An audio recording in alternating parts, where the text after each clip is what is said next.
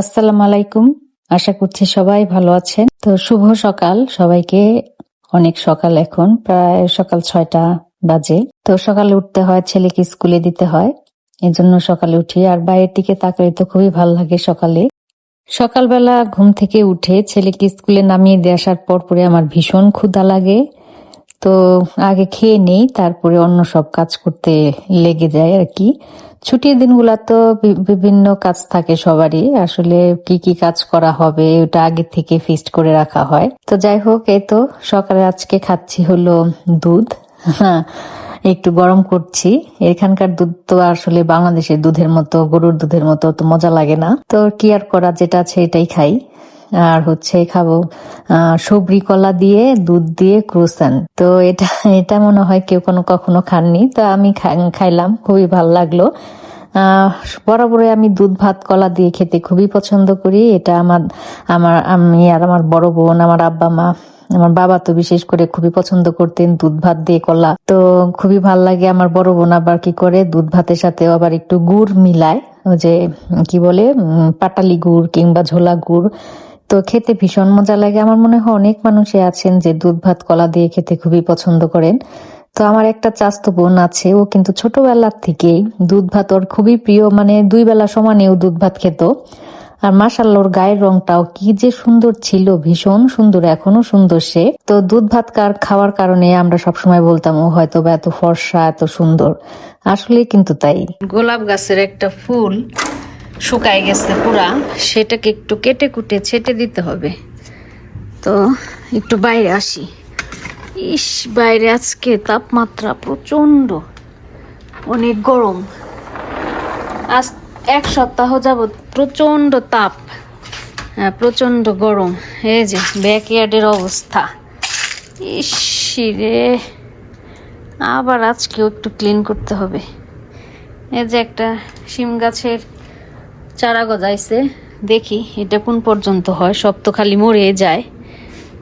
দেখি ওই যে ফুল গাছটা, এই যে গোলাপের পাতাগুলি, গোলাপের পাতা বলতেছি, গোলাপগুলি শুকায় গেছে পুরা।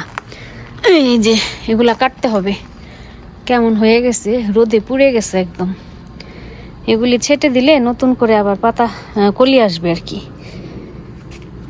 তো বেশি রোদ ওঠার আগে এটা করে ফেলতে হবে।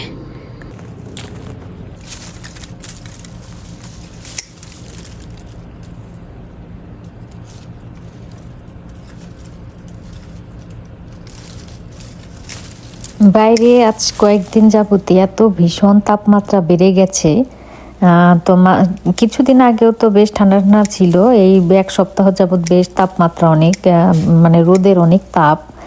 তো তাই চিন্তা করলাম যে আমি অল্প একটু সময় গার্ডেনে একটু কাজ করতে আসছি, আর কি গরম লাগছে। আর যারা কিনা এই বিদেশে রাস্তাঘাট নির্মাণ করে, মানে রাস্তাঘাট নির্মাণে কাজ করে, কিংবা যে নতুন নতুন যে বাড়িগুলি বিল্ড হচ্ছে সেগুলা নির্মাণের জন্য কিন্তু অনেক শ্রমিকরা কাজ করে গরমের মধ্যে। তো তাদের কিন্তু আসলে অনেক পরিশ্রম হয়, অনেক কষ্ট হয়। আসলে যখন একটু রোদটা, মানে যখন স্প্রিং টাইম কিংবা ঠান্ডার সময়, তখনই কিন্তু ওরা বেশি কাজ করে। আর বিশেষ করে রাতের বেলায়, সন্ধ্যার পরে ওরা কিন্তু রাস্তার কাজগুলা করে থাকে। এখানে ওরকম লোকও পাওয়া যায় যে কিনা আপনাকে একদম গাছের কি বলে, একদম বাগানে এসে সব গাছ লাগিয়ে দিবে, তারপরে প্রত্যেক সপ্তাহে কিংবা প্রত্যেক মাসে এসে গাছগুলাতে সার দিবে, তারপরে ক্লিন করে দিবে। এরকম কিন্তু লোক পাওয়া যায়, ওদেরকে এরকম হায়ার করা যায়, মানে কথা বলে রাখলে ওরা প্রত্যেক মাসে এসে আপনাকে এগুলা করে দিবে। তো ওই তো টাকা খরচ করলে আসলে সবই করা যায়। আমাদের ছোট্ট একটু বাগান, ভাবলাম যে নিজেরাই দেখি কিছু করা যায় কিনা। কত গোলাপের পাপড়ি এই যে বিছায়ে পড়ে রইল, কি সুন্দর লাগতেছে দেখতে, ঘ্রাণটাও বেশ সুন্দর আসছে।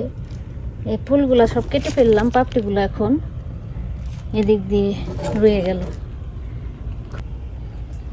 যাই হোক, গাছটা এখন একটু ক্লিন হইল।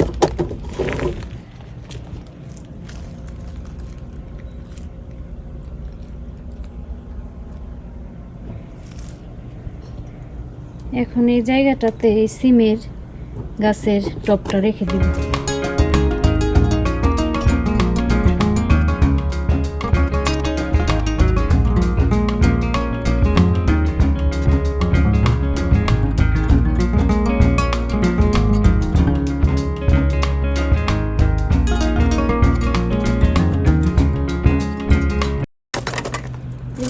মাটি নাই, সব হলো পাথর। পাথর দেখে এটা গর্ত হয়ে বসতে চায় না।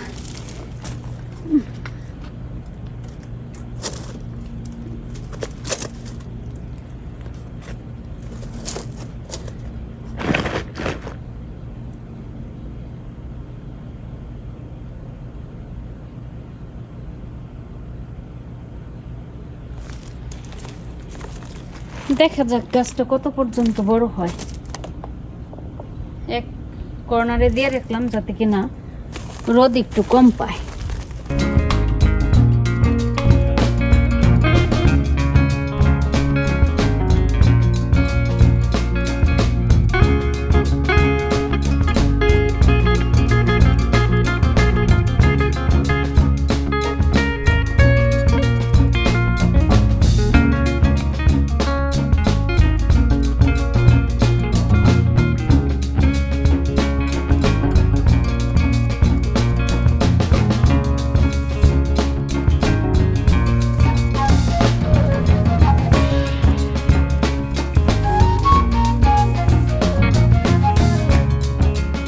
বাইরের চুলাটা একটু ক্লিন করে দেই।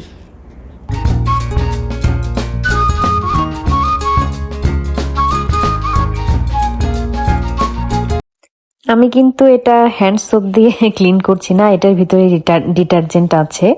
হ্যান্ড সোপের যে কোটাটা থাকে সেটার মধ্যে আমি ডিটারজেন্ট রেখেছি। এটা আমি সবসময় এই ব্যাকইয়ার্ডে রাখি, এখানে একটু কিছু ক্লিন করতে হলে আমি এটা দিয়ে ক্লিন করি, এর জন্য এই বোতলটা সবসময় এখানেই থাকে।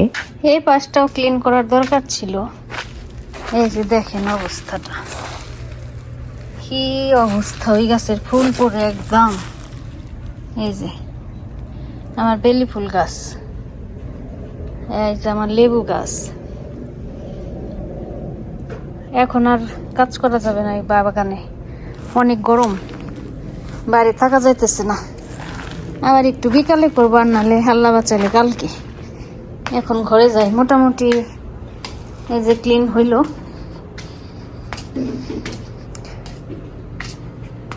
আর এইটা ক্লিন করে রাখা যায় না, একদম ধুলা করে সব সময় নোংরা হয়ে থাকে। আমার চুলাটা ক্লিন হইল, আর জানলাটা ক্লিন করা উচিত। এত ধুলা পড়ে মনে হয়, বাইরের থেকে দেখে মনে হয় একদম ক্লিন, কিন্তু প্রচুর ধুলা। এই যে একদম ময়লা।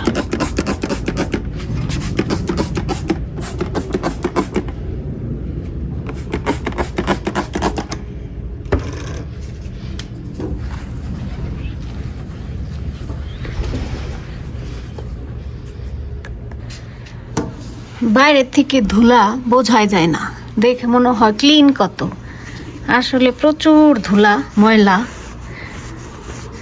এইগুলা ক্লিন করলে রান্না বান্না করতে হয়, আবার এত দিকে করলে হয় কি ছুটির দিনগুলো যে কই দিয়ে চলে যায় বোঝাই যায় না। এখানে তো আর হেল্পিং হ্যান্ড নাই যে এসে পেঁয়াজ মরিচ কেটে দিল, ঘরটা ক্লিন করে দিল।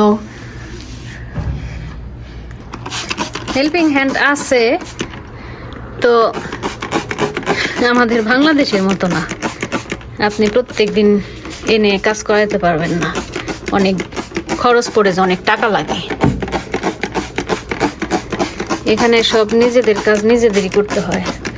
আবার আমার লন্ড্রিও করতে হবে, আজকে কাপড় চোপড় ধুইতে হবে। এখন তো গরম এসে পড়ছে, কাপড় চোপড় তো এখন আমি ড্রায়ারে দেই না, বাইরেই শুকাইতে দিয়ে দিই, শুকায় যায় সুন্দর 2 মিনিটের মধ্যে। বাইরে তো অনেক তাপ, এখন কয়েকদিন যাবৎ বেশ গরম।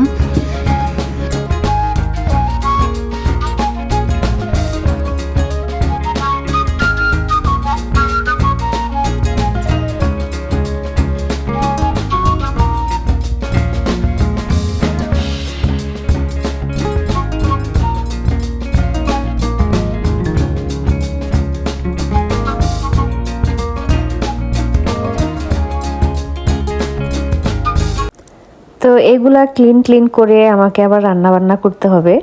তো যাই হোক, আজকের মতো এখানে বিদায় নিচ্ছি। দেখা হবে অন্য কোনো ভিডিওতে অন্য কোনো সময়। সে পর্যন্ত সবাই ভালো থাকবেন, আর আপনাদের সবাইকে অনেক ধন্যবাদ আমার ভিডিওটি দেখার জন্য।